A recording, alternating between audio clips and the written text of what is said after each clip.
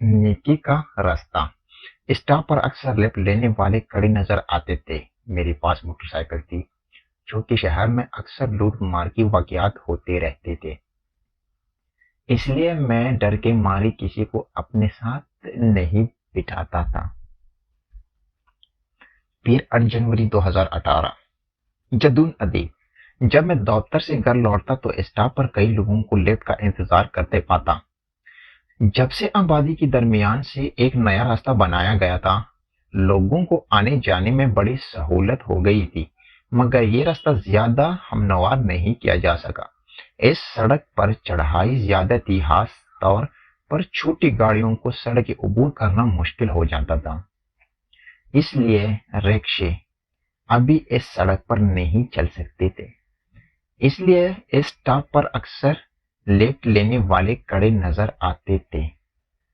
میرے پاس motor cycle تھی چونکہ شہر میں اکثر لوٹ مار کی واقعات ہوتے رہتے تھے، اس لیے میں ڈر کے مارے کسی کو اپنے ساتھ نہیں بٹھاتا تھا۔ اکثر لوگ لفٹ مانگتے تو میں نظر انداز کر کے آگے بڑھ جاتا۔ وہ سردیوں کی ایک راتی میں خلاف معمول دیر سے آیا تھا۔ جب اسٹاپ پر پہنچا تو دیکھا کہ صرف ایک نوجوان لڑکا کھڑا ہے۔ اس نے مجھ سے لفٹ مانگی۔ پہلے تو میں نے سوچا کہ اسے اپنے ساتھ بٹھا لو، مگر میں نے سر جھٹک کر نفی میں گردن ہلائی اور آگے بڑھ گیا۔ تھوڑا سا آگے گیا تھا کہ جمپ پر میری گاڑی قابو سے باہر ہو گئی۔ موٹر سائیکل مجھ سمیت رگڑتی ہوئی دور تک گئی اور الٹ گئی۔ میری ٹانگ نیچے دب گئی، زخم کی جگہ لگی۔ میں ہوش میں تھا اور آس پاس کا جائزہ لے رہا تھا۔ اس دوران پاس سے ایک دو گاڑیاں گزری، مگر کسی نے رکنے کی زحمت نہ کی، شاید اس لیے کہ رات کے وقت وہاں رکنا خطرناک تھا۔ کچھ دن بعد وہاں نامعلوم افراد رکنے والوں کو لوٹ رہے تھے۔ چونکہ سردی بھی بہت تھی اس لیے راہگیر بھی نہ تھے۔ جب کوئی میری مدد کو نہ آیا تو میں نے خود ڈانٹنے کی کوشش کی۔ اس لمحے مجھے کسی نے سہارا دیا، میری موٹر سائیکل کو ایک طرف کیا۔ میں نے کھڑے ہونے کی کوشش کی، مگر ٹانگوں نے میرا وزن نہ اٹھایا۔ میں گرنے لگا تھا کہ اس مہربان انسان نے مجھے تھام لیا۔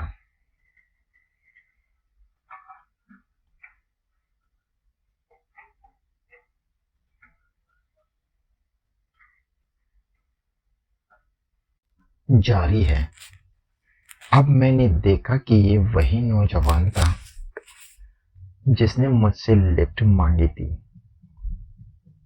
میں نے اسے لفٹ نہیں دی، مگر وہ میری مدد کو آ گیا۔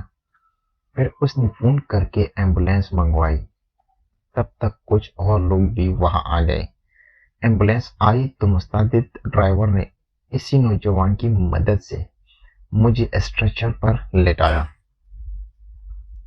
پھر اس نوجوان نے وہاں جمع افراد میں سے ایک کے ساتھ کوئی بات کی، موبائل نمبر نوٹ کیا اور ایمبولینس میں بیٹھ گیا۔ وہ مجھے لے کر اسپتال پہنچا۔ راستے میں بتایا کہ اس نے میری موٹر سائیکل اس جگہ پر ہوٹل کے چوکیدار کے حوالے کر دی ہے اور اس کا نمبر احتیاطاً لے لیا ہے۔ الحاظ اس نوجوان نے میری بھرپور مدد کی اور مجھے اسپتال پہنچا کر رخصت ہو گیا۔ مجھے بہت شرمندگی محسوس ہو رہی تھی کہ میں کسی نے کام آنے یا دوسرے کی خدمت کے جذبے سے محروم تھا، اور وہ نوجوان اس قطع نظر کہ میں نے اس سے لفٹ تک دینے سے انکار کیا تھا۔ اس نے میری مدد کی تھی۔ بس اس وقت میں نے فیصلہ کر لیا کہ اب چاہے کچھ بھی ہو، میں بھی لوگوں کے کام آیا کروں گا۔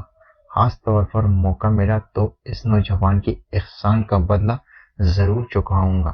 میں صحت یابی کے بعد دفتر جانے لگا۔ ایک دن واپسی پر اسٹاپ پر اس نوجوان کو کھڑے دیکھا تو اس کے قریب موٹر سائیکل لا کر روک دی۔ اس نے مجھے پہچان لیا، میری صحت پوچھی، میں نے اس کا شکریہ ادا کیا اور ایسے بیٹھنے کو کہا۔ اس نے اپنی دائیں جانب دیکھا تو ایک ادھیڑ عمر شخص کھڑا تھا جو لفٹ لینا چاہتا تھا۔ اس نے مجھے کہا کہ میں اسے لے جاؤں، وہ کسی اور سے لفٹ لے لے گا۔ میں نے ایسا ہی کیا، پھر وہ کئی دن تک نہ ملا۔ آخر ایک دن وہ میرے ساتھ بیٹھ گیا۔ راستے میں اس نے مجھ سے کہا، یہ زندگی بے مقصد اور بیکار ہے اگر کسی کے کام نہ آئے۔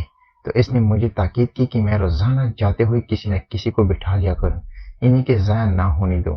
اس دن بعد سے میں جب بھی کہیں سے گزرتا ہوں تو کسی کو بھی اپنے ساتھ بٹھا لیتا ہوں اور اس راستے کو نیک کا راستہ سمجھ